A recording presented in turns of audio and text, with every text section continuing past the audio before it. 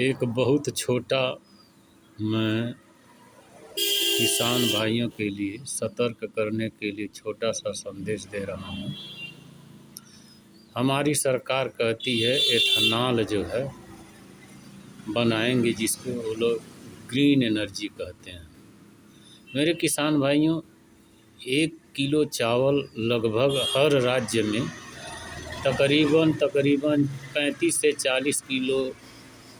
से 40 रुपया किलो मिलता है, जो नॉर्मल चावल होता खाने योग्य।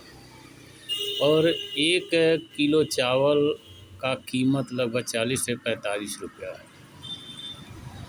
और 1 लीटर एथेनॉल बनाने के लिए 2.5 से 3 किलो चावल लगता है। तो मोटी मोटा मान के चलिए, अगर 40 रुपया है तो 4 तियाँ 12, 120 रुपये का 1 लीटर एथेनॉल, जिसे ग्रीन एनर्जी कहते हैं, यह होता है। और 1 लीटर एथेनॉल बनाने के प्रोसेसिंग के लिए लगभग 11,000 लीटर पानी लगता है। 11,000 लीटर पानी कम नहीं होता है। 11,000 लीटर, यानी अगर पानी को बेचा जाए तो 1 रुपया करके अगर बेचा जाए तो 11,000 रुपये का 1 लीटर एथेनॉल का उत्पादन होता है। यह मेरा कहा हुआ नहीं, यह गूगल में है। और यह बहस का विषय बन चुका है कि हम एथेनॉल अगर बनाते हैं तो हमें कितना कीमत चुकाना पड़ रहा है। और भविष्य में एथेनॉल को, जिसे ग्रीन एनर्जी कहते हैं, सरकार कह रही है कि इसके हमारा पेट्रोल से निर्भरता कम हो जाएगा। लेकिन हमारा नुकसान कितना हो रहा है? 11,000 लीटर पानी का। और जब पानी ही नहीं रहेगा देश के अंदर, तो चावल पैदा कहाँ से होगा, और गन्ना कहाँ से होगा, और मक्का कहाँ से होगा?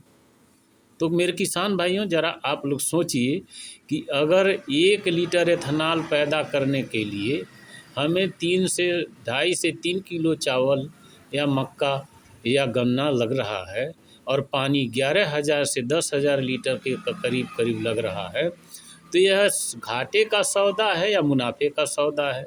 यह तो किसान भाई स्वयं तय कर सकते हैं कि हमें ग्रीन एनर्जी चाहिए या नहीं चाहिए। दूसरी बात, हम अगर अधिक पानी का इस्तेमाल करते हैं खेती में तो सरकार रोक लगा रही है। मैं खुद किसान हूँ और मैं खेती करता हूँ, और जबकि हमारे पास खेती बहुत सीमित मात्रा में है, लेकिन मैं एक ही बार सिंचाई करता हूँ और एक फसल का उत्पादन करता हूँ। ज़्यादा नहीं, मैं एक फसल गेहूँ का उत्पादन करता हूँ।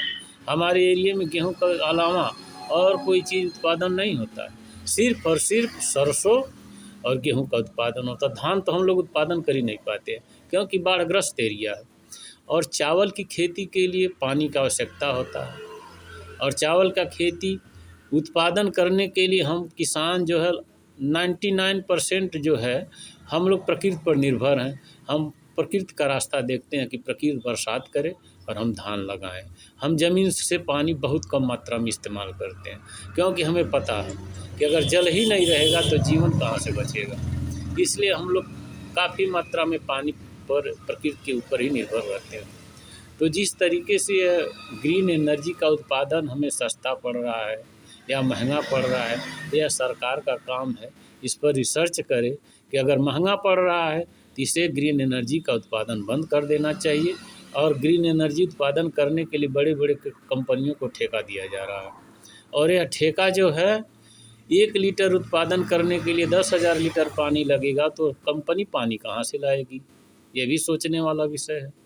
वो भी तो ज़मीन के अंदर से ही निकलेगा, पानी तो ऊपर से आएगा नहीं।